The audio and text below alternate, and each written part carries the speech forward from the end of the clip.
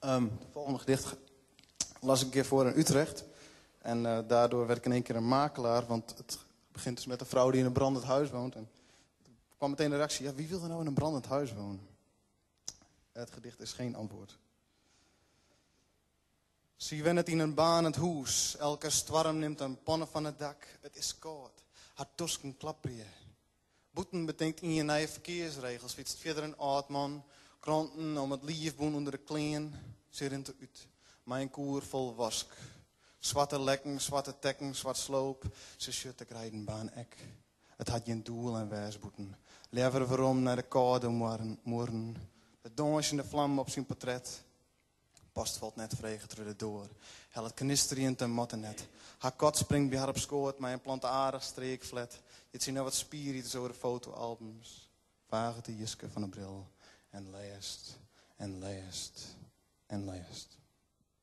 Ik had wel eens een idee om een bundel uit te gaan met remixen. Ik krijg trouwens een cd, hij was een remix van Noemer, no? Nou, dan zoek ik best wel een aantal dichters vregen van, nou, hier is dit gedicht.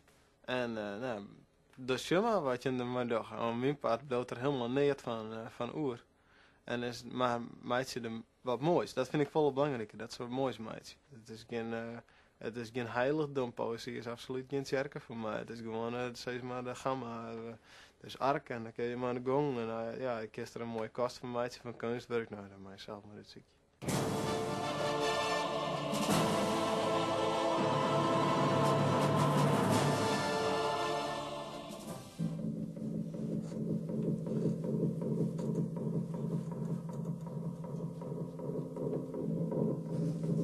Ik ben Seert Bruna, ik ben Fries schrijver en muzikant. Ik ben Sigrid M. Geertsma.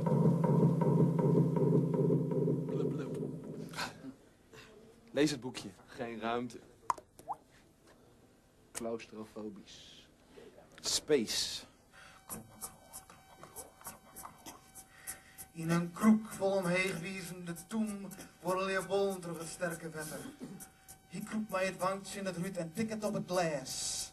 Als het verzwaard is, en dat vind ik wel heel belangrijk om de poëzie naar de mensen te brengen. Ja, dat is wat ideologisch, maar dat vind ik net verkeerd.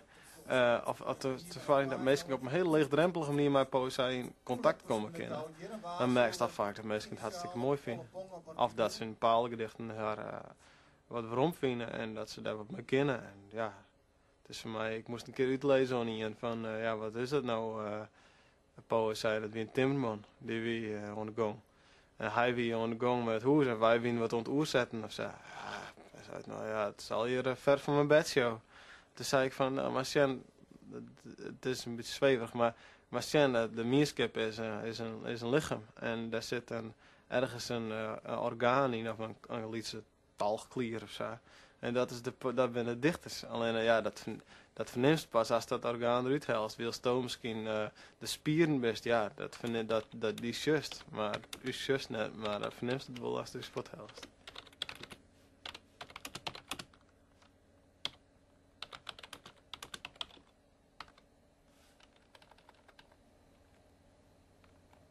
Ik zit net hele dagen achter mijn computer te stinnen op gedichten. Dus nou, ik hoop je wel dat het een keer zo via komt. Dat ik wat die reststuk in mezelf hou. Zo. Dat is gewoon een boek schrijven. Maar ik ben nogal fragmentarisch. Dus dat ken ik wel. En ik had ik wel dingen. Ja. Dat doe ik al een roman on the gong weer. Maar dat ding is nog steeds net al. Maar dat komt misschien nog wel. Maar ja, dan ga ik er wel nog zitten werken. Maar na een uur als het ware, dan maak ik wat anders doen. Dan pak ik gitaar van de morgen. Of dan ga ik even de stad in of zo. Dus ja, ik ben wat springerig wat dat omgaat. Ja. Darwins dochter maakt het uit. Door een lange windvlaag opgeschrokken wordt pas versneld. Kleine dieren, opgejaagd in een verwilderde geest, springen door onze ogen. Hoort het beest het kloppen in de verte. Mijn brein is verlangen, gruis en fluistert mij storm in de oren. Man is een vlechteling en een barig van een volle trouw gaat er thuisbloot wie men de vrouw. Mannen feesten in ieder ondergoed, ieder galgen onder broek, ieder keert links. Oog in oog aangekomen. Waar het gras hoger is dan zon kan doorschijnen, verdwijnen kleine insecten. Een micro wordt macrokosmos en dauw verloopt achter koude stenen. De man, Het beest. het beest in de verte.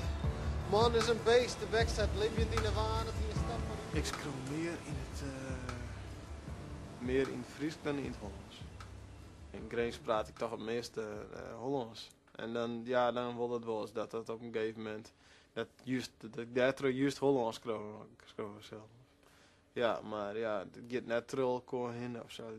Ja, soms dan zet ik wat Fries wat oer en wil ik wel eens jet iets vooral dan hiek wat en het begon in het Hollands. Dat was de eerste regel steeds maar.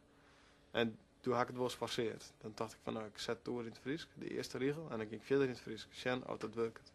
En dat werkte dan ook wel. En ik hoop gewoon dat het in wordt voor mensen, steeds maar. Van hip om Fries te schreeuwen.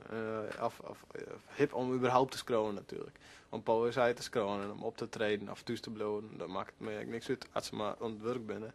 En als er maar een soort nieuwe dichters bij komen, dan krijg ik meer gesprek. En dat komt uiteindelijk tot hogere kwaliteit poëzie, denk ik. Wat er aan de boppenkant zit en wat er aan de onderkant is, dan is die basis misschien wel heel breed, of misschien wel te breed. Maar ik denk wel dat het goed is voor de poëzie. Maar het oren misschien meer beulgje van, oh ja, wat ik vind in de wijk, er komen steeds meer jonge schrijvers. Arjen Hut is nou in de kistwerk en hier en hier de Boersma, die is ook gewoon de gang. Nou, dat vind ik wel heel, dat vind ik wel mooi, want dan heb je tenminste het idee dat hij wat in de nekken zit te hijgen, steeds maar. Hoort het beest het kloppen in de verte. Lood, hagel, breken kiezen in de wansmaak. Leedvermaak raakt dierlijk hart, maar smart wordt nimmer gedeeld. Kleine dieren, opgejaagd in een verwilderde geest, springen door mijn ogen. Wij, de beesten, horen het kloppen in de verte. Mijn brein is honger, gruis en fluistert mij storm in de oren. Moest je de fjouwer skonken en dit is nog maar het begin. Ze zetten de bek op vlees en gas, zal er wezen wat er eet. Man wil wezen wat er eet, omdat het dan echt is. Je weet dat er lieke goed wat wezen kan, dat er net is. Als iets wezen kan wat er worden wil. Man is uitvinder van het shell en vrouw vreemd. Vrouw vreemd, het man pas echt. De man het beest in de verte. Ik vind het belangrijker om werk te maken en om te scrollen dan om te schrijven. Maar ja, het jat er wel bij. En ik ga zelf wel steeds maar, ja, er ben al een generatie na mij. Ik ben al een aantal nijschrijvers. Ja, die hadden geen boek uit of zo, maar die publiceren wel in tijdschriften en zo. Nou, nee, ik ga wel zoiets en ik hier in Grains van, nou, wanneer komen die nieuwe wijzigingen en die zeggen van, nou, wat die broeien maken, dat is rotzooi. Weg ermee. Barokke gezeur en sentimenteel gedoog of weet ik veel, dat maakt me niet uit. Mij zei ze maar, kom maar op. Ik mis het wel een beetje. Maar, en misschien die oudere generatie in Friesland ook wel, dat die wel zoiets had van, nou, wanneer komen die nou een keer knokken of zo. Maar ik geloof net dat die nieuwe generatie had er net zoveel belang bij. Dus ik net een literaire stroming of zo. Hè? Dus ik net iets, dit zei het van, nou ja, wat je voorwest is wie dat soort literatuur. En dat willen we absoluut niet meer, die onzin of zo. Ik bedoel, ja, ik lees zelf ook heel breed. Dus ik lees streekromans, ik lees boeken van Trines Riemers, maar van Pieter Boersma. En dat vind ik al heel mooi. Dus ja, ik denk dat ik na je generatie misschien is meer consumptiegeneratie. Die hoort dat net al heel meer. Die pikken eruit wat ze broeken willen. En die vinden overal zowat wel iets in wat ze broeken kennen.